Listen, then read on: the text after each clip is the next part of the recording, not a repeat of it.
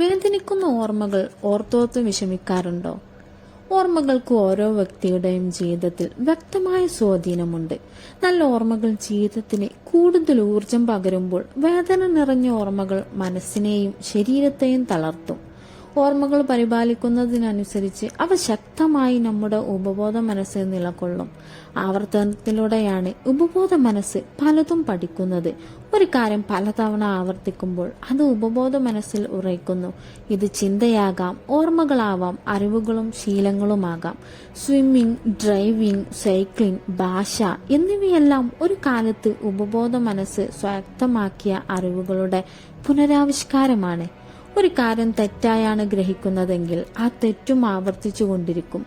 ചില ആളുകൾക്ക് ചെരുപ്പോ ഷൂസോ ധരിച്ച് വാഹനം ഓടിക്കാൻ പ്രയാസമാണ്. കാരണം ചെരുപ്പോ ഷൂസോ ഇല്ലാതെയാകാം അവർ ഡ്രൈവിംഗ് പഠിച്ചത്. ഇനി ചെരുപ്പിട്ട് ഡ്രൈവ് ചെയ്യുക എന്നത് പുതിയതായി ഡ്രൈവിംഗ് പഠിക്കുന്നതിന് തുല്യമാണ് അവർക്ക്. അതായത് ഒരു തെറ്റായ ചിന്ത, അറിവ്, ഓർമ്മ, ശീലം എന്നിവ നമ്മുടെ ഉപബോധ മനസ്സിൽ ആഴത്തിൽ പതിഞ്ഞാൽ നാം അത് തന്നെ തുടർന്നുകൊണ്ട് പ്രയാസങ്ങൾ അനുഭവിക്കുന്നു. എന്നാൽ ഉത്കണ്ഠയുണ്ടാക്കുന്ന ഈ ചിന്തയെ ഉപബോധ മനസ്സിൽ നിന്ന് നീക്കാൻ പറ്റും. അതിനാദ്യം വേണ്ടത് ഇത്തരമൊരു തെറ്റായ ചിന്ത, ഓർമ്മ, ശീലം നിങ്ങളെ ഭരിക്കുന്നുണ്ടെന്ന തിരിച്ചറിവാണ്. പിന്നീട് അത് ഒഴിവാക്കാൻ ബോധപൂർവം ശ്രമിക്കണം. തുടർച്ചയായി ശ്രമിക്കുന്നത് വഴി ഇത്തരം ചിന്തകളും ഓർമ്മകളും ശീലങ്ങളും ഒഴിവാക്കാൻ പറ്റും.